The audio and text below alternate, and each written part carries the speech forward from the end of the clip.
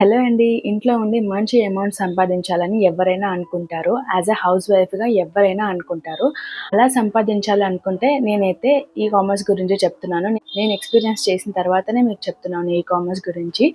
అసలు ఈ బిజినెస్‌లో అసలు లాసెస్ ఏంటి? ప్రాఫిట్స్ ఏంటి? అనేది మీకు ఎక్స్‌ప్లెయిన్ చేయబోతున్నాను ఈ వీడియోలో.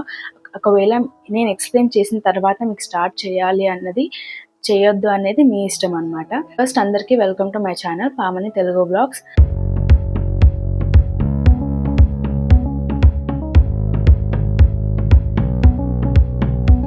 ఈ కామర్స్‌లో మనకి 3 టైప్స్ ఉంటాయని చెప్పాను కదా! దాంట్లో ఫస్ట్ వన్ వచ్చేసి డ్రాప్ షిప్పింగ్ అండి. సెకండ్ వన్ వచ్చేసి ఇన్వెంటరీ బేస్డ్ ఉంటది. థర్డ్ వన్ వచ్చేసి వైట్ లేబులింగ్ అనమాట.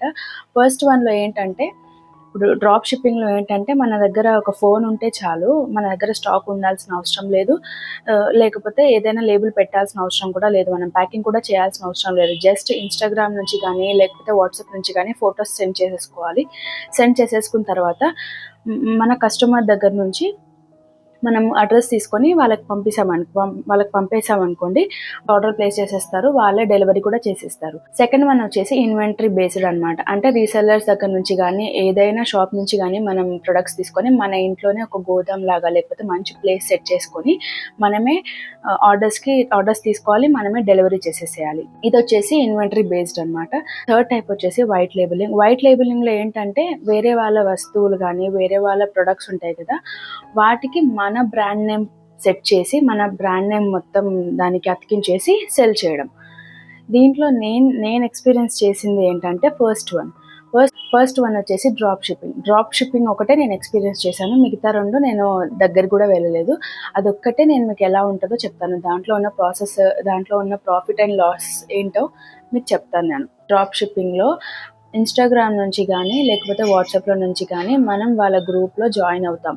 ఆ గ్రూప్‌లో లేదంటే సెపరేట్‌గా అయినా మనం వాళ్ళ దగ్గర నుంచి ఫోటోస్ తీసుకుంటాం. ఫోటోస్ వాళ్ళు సెండ్ చేస్తే తీసుకోవాలి. తీసుకున్న తర్వాత వాళ్ళు విత్ అమౌంట్‌తో మనకు ఫోటోస్ సెండ్ చేస్తారు. ఆ అమౌంట్‌కి మనం మన అమౌంట్ ఎంత యాడ్ చేసుకోవాలనుకుంటున్నాం, మనకొచ్చే కమిషన్ ఎంతనో మనం యాడ్ చేసుకొని కస్టమర్‌కి అదే అమౌంట్ చూపిస్తాం. ఒకవేళ కస్టమర్ ఆర్డర్ తీసుకున్న తర్వాత మనం చేసేది ఏమి ఉండదు. వాళ్ళ అడ్రస్ తీసుకోవాలి, వాళ్ళ ఆర్డర్ తీసుకోవాలి. మళ్ళీ ఎవరి దగ్గర నుంచి అయితే మనం ఫోటోస్ సెండ్ చేపించుకున్నామో వాళ్ళకి ఈ ఆర్డర్ డీటెయిల్స్, కస్టమర్ డీటెయిల్స్ అన్నీ పంపించేసేయాలి. వాళ్ళే డెలివరీ చేసేస్తారు.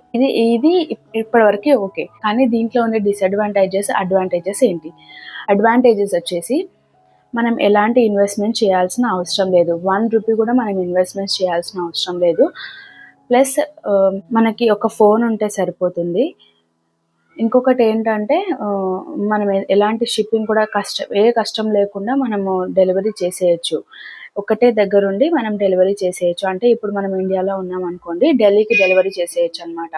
అట్లా ఆ డెలివరీలో మనం ఎంత కమిషన్ పెట్టుకున్నామో అంత కమిషన్ మనకొచ్చేస్తుంది. ఇంకొకటి ఏంటంటే మనం ఇంట్లో ఎలాంటి ప్లేస్ సెట్ చేయాల్సిన అవసరం లేదు. మనం ఎలాంటి ప్రొడక్ట్ తీసుకొచ్చి ఇంట్లో పెట్టుకోవాల్సిన అవసరం లేదు. ఎలాంటి గోదాం కూడా మెయింటైన్ చేయాల్సిన అవసరం లేదు.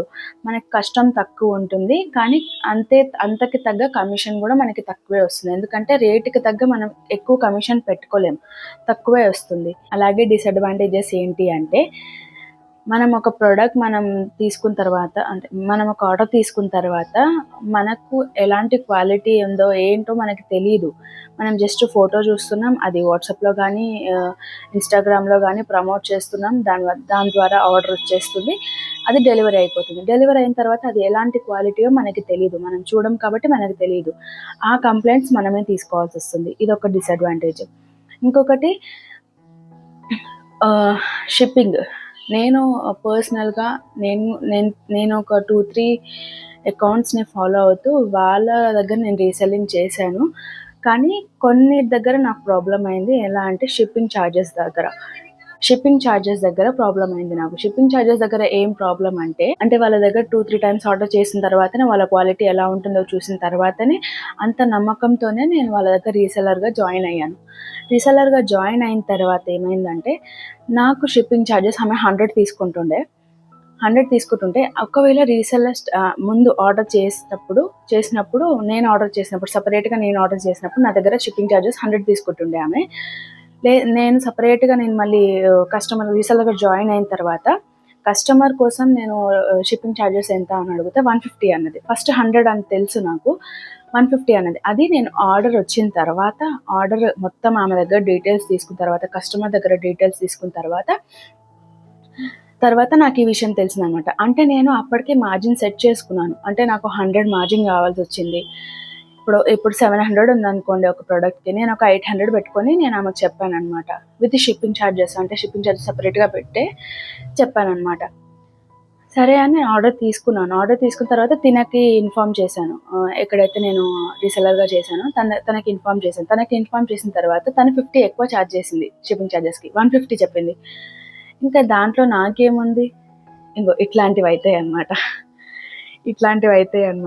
దీంట్లో డిసడ్వాంటేజ్ ఇదే. ఇంకోటేంటంటే నేను దీనికోసం ఒక అకౌంట్ కూడా క్రియేట్ చేశాను, ఇన్‌స్టాగ్రామ్ అకౌంట్.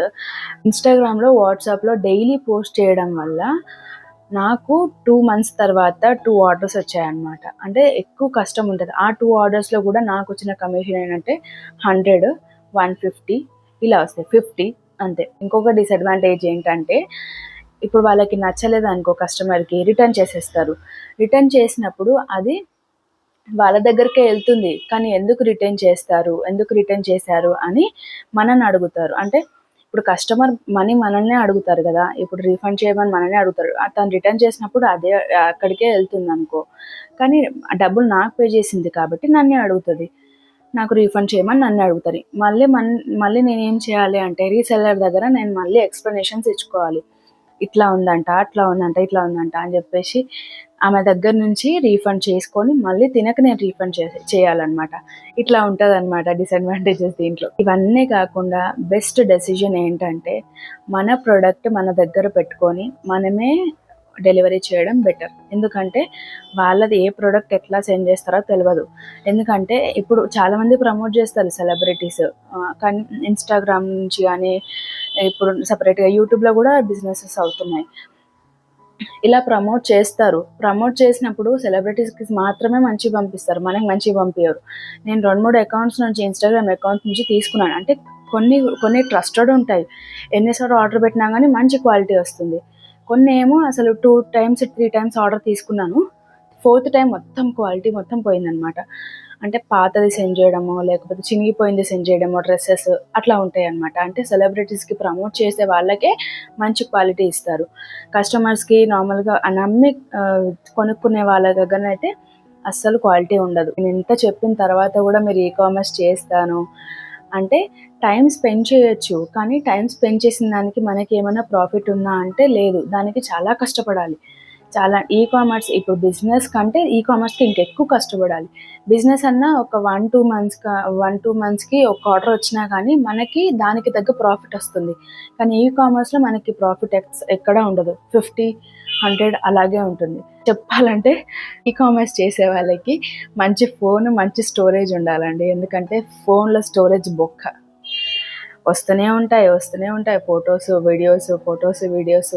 డైలీ 5 to ఇప్పుడు 5 జీబీ చేసుకున్నా. 5 జీబీ వచ్చింది కాబట్టి సరిపోయింది. 5 జీబీ లేకపోయినుంటే డైలీ వచ్చే మెసేజెస్‌కి, వీడియోస్‌కి మొత్తం స్టోరేజ్ మొత్తం దాంట్లోకే వెళ్ళిపోతుంది. మన ఫోన్ మొత్తం ఇట్లా స్ట్రక్ అయిపోవడం తప్పితే ఏముండదు. దాంట్లో ఆర్డర్స్ చాలా తక్కువ. చాలా ఓపిక ఉంటే తప్పితే ఈ-కామర్స్ చేయలేము. ప్లస్ చాలా ప్లాట్‌ఫామ్స్ కూడా ఉండాలన్నమాట ఇది మెయింటైన్ చేయడానికి. ఎన్ని నాకున్నదైతే 2 వాట్సాప్, ఇన్‌స్టాగ్రామ్. నాకు ఫేస్‌బుక్ యూజ్ చేయను కాబట్టి నేను వాట్సాప్, ఇన్‌స్టాగ్రామ్ అవి 2 యూజ్ చేస్తాను కాబట్టి ఆ 2 ప్లాట్‌ఫామ్‌లోనే నాకు 5 ఆర్డర్స్ వచ్చినాయి. 2 మంత్స్ తర్వాత 1 మంత్ లోపు 5 ఆర్డర్స్ వచ్చినాయి. అంటే ఇది తక్కువ అని చెప్పను, ఎక్కువే. కానీ నా లక్ అట్లా ఉందన్నమాట. అందరి లక్ అట్లా ఉండదు కదా. ఈ-కామర్స్‌లో ఆర్డర్స్ రావడం చాలా తక్కువ. ట్రై చేస్తే వస్తాయి, కానీ దానికి ఓపిక ఉండాలి. ఇంత చెప్పిన తర్వాత కూడా మీరు ట్రై చేస్తానంటే అది మీ ఇష్టం. చూసారు కదండి రీసెల్లింగ్‌లో అడ్వాంటేజెస్ ఏంటి, డిసడ్వాంటేజెస్ ఏంటి. నేనైతే ఏదైనా కొంచెమైనా హెల్ప్ చేశాను అనుకుంటున్నాను మీకు. ఇలాంటి వీడియోస్ ఇంకా కావాలి అంటే నాకు కమెంట్‌లో అడగండి. అలాగే దీంట్లో ఏమైనా డౌట్స్ ఉంటే కమెంట్ సెక్షన్‌లో అడగండి, నేను వెంటనే రిప్లై ఇస్తాను. నెక్స్ట్ వీడియోలో మళ్ళీ కలుద్దాం. అంతవరకు టేక్ కేర్. Bye bye.